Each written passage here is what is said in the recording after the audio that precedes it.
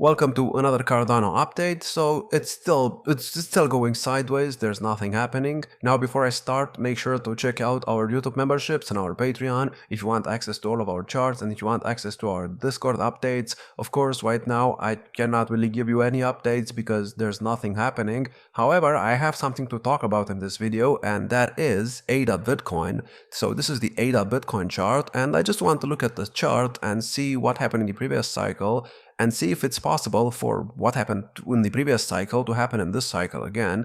I believe what's happening right now is actually very similar to what happened here, and it's actually the exact same structure if you look at it. So for example, here in the previous cycle, before we got the bear market low, we actually had a pump to the upside after the bull market and after we started going down, and that pump to the upside, I mean this right here, looks very similar to what we got right here before putting the bear market low in like a couple of months ago.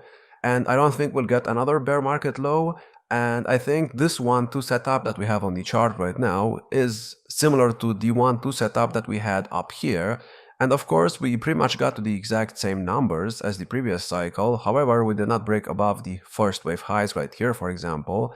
And I think this means that we will not break the previous all-time high on the ADA Bitcoin chart, and this is not really bearish. I mean, even if we only get to like, let's say about 4,000 satoshis, that would still be good if Bitcoin gets to about $255,000 by the end of the year, so it's still gonna be good no matter what, and it doesn't really matter if we break the all-time high or not. Now, where did ADA Bitcoin top in the previous cycle? Well, it actually topped at the 200% extension of the 1-2 setup that we had right here. And as you can see, we actually got rejected by the 1618 after we got above it in the third wave up here. Then we had a fourth wave move down, and the fifth wave move up put us exactly at the 200% extension, and that was it. So it is possible that in this cycle we get to the 200% extension again, and that is at about 4,000 satoshis. So maybe the third wave will get above the 1618, which is at about 2,700 satoshis. Maybe we get to like 3,000 satoshis, and then we get a fourth wave move down in the summer, and then in the fifth wave, which I'm expecting to get by the end of the year, that's when we hit about 4,000 satoshis on the ADA Bitcoin chart. Keep in mind, we just hit a new bear market low. However, we are still above the bull market support band, and this is actually a good sign. But if you compare this 1-2 setup to what we had in the previous cycle, the 1-2 setup actually took a couple of months, and right now, I mean, this right here has started in December. And for example, the 1-2 setup that we had in the previous cycle happened like 6 months in advance, well, 6 months earlier than what we have right here.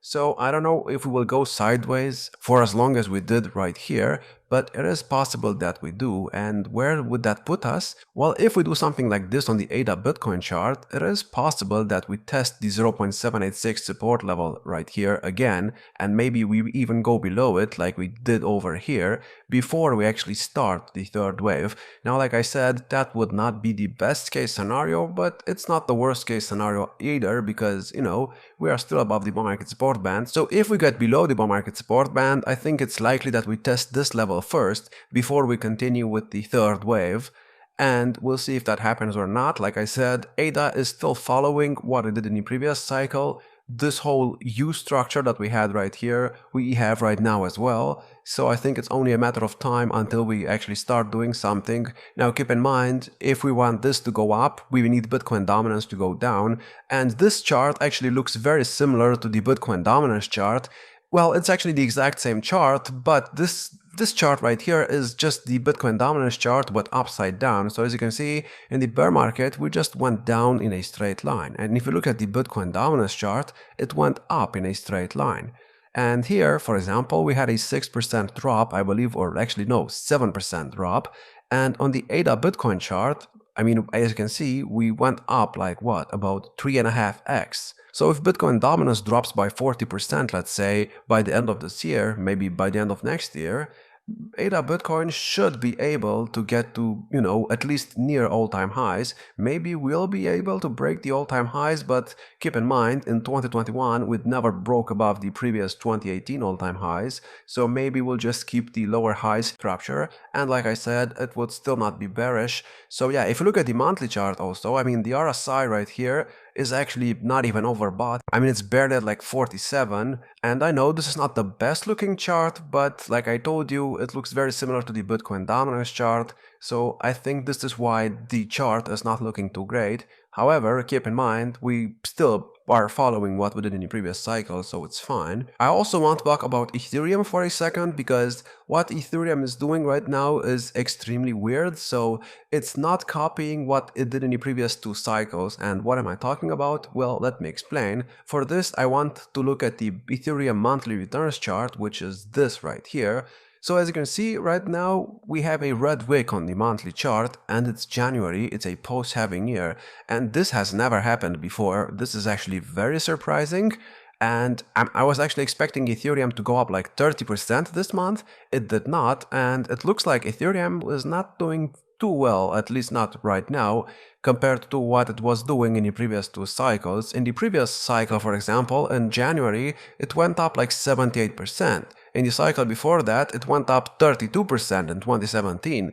So the fact that we are most likely going to close a red wick in January right now, I mean, it's not really great. And if we want to actually stay bullish, we kind of need Ethereum to start doing something in February. Maybe we can make an exception about January, maybe something, maybe something just went wrong and Ethereum could not go up. Fine, that's okay. But we need to go up in February. If we do not, then it's not going to look good for Ethereum for 2025. I mean, here, for example, in the previous cycle, well, actually, no, in the cycle before the previous cycle in 2017, Ethereum went up for 6 straight months. And as you can see, it went up quite a lot during that time. And even in the previous cycle, it went up for 4 straight months before getting any type of correction, and then it went up again in the summer. So yeah, we cannot really afford to go sideways or down on the Ethereum chart right now if we actually want to follow what we did in the previous cycle. Now keep in mind, on the Bitcoin chart, a similar thing happened in December.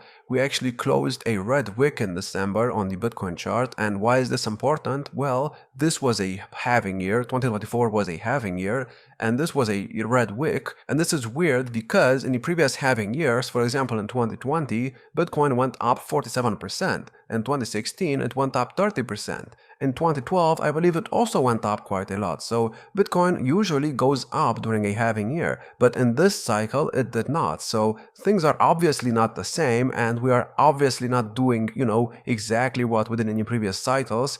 However, you have to keep in mind that if we want to actually top in November, or let's say in September or October, we need the coins to actually start going up. We cannot really afford to go sideways because, like I told you many times in my previous videos, if we continue going sideways, then the bull market support band will have a cross and the red line will go above the green line, and that would not be good because in the previous couple of cycles we did not have a cross on the bull market support band for the entire cycle. So I mean, yeah, we don't really want to see that right now. And what does that mean? Well, if we don't want to see that happen, Bitcoin has to start doing something like this, because if it doesn't, then it's very likely that we get a cross and Bitcoin drops yet again after that. And I don't think we really have the time for that. So yeah, and why am I talking about Ethereum and Bitcoin? Well, because, if Bitcoin and Ethereum do not do anything, then of course Bitcoin dominance will also not do anything, and of course ADA will also not do anything. So the market is just going sideways right now. However, keep in mind, we had a cross on the bull market support band on the Bitcoin dominance chart, and I know this is starting to get repetitive, but there's nothing else to say. We are still above the bull market support band, but like I told you many times, I still believe that we will start going down at some point. Now at first I thought we would go down about 48 days after the cross, because that's what we did in the previous cycle, and that's what we did in the cycle before that as well, but that did not happen. We are still going sideways. It has been like, let's say 66 days since the cross on the bull market support band, and nothing has really happened, at least not yet. But, that's still not bearish, because the red line of the bull market support band is still above the green line. So I don't believe we'll get another cycle high on the Bitcoin dominance chart. We never got another cycle high on the Bitcoin dominance chart in a post-halving year, so I don't think it will happen in this cycle either. Now, of course, maybe it's gonna happen, maybe it's going to shock everyone, but I don't think that's gonna happen. Of course, that's just my opinion. Now, about ADA, because I know this is a Cardano video, I'm still expecting Cardano to do well in 2025. I mean, it's still outperforming what it did in the previous cycle, so it's still looking fine to me. It's still like 60% down from the previous all-time high, yes, but keep in mind, exactly 4 years ago, it was also like 70% down from the 2018 all-time high. So, I mean, so far, there's nothing to complain about. If you bought down here, I'm pretty sure you are happy with your position. However, if you bought the top right here of the first wave of the main third wave to the upside, then yeah, I think this could be a bit frustrating for you. But I mean, even if you bought exactly at the top, I mean, you are only down like 27% right now, which is not really a lot. So there's nothing to complain about. We are still in an uptrend.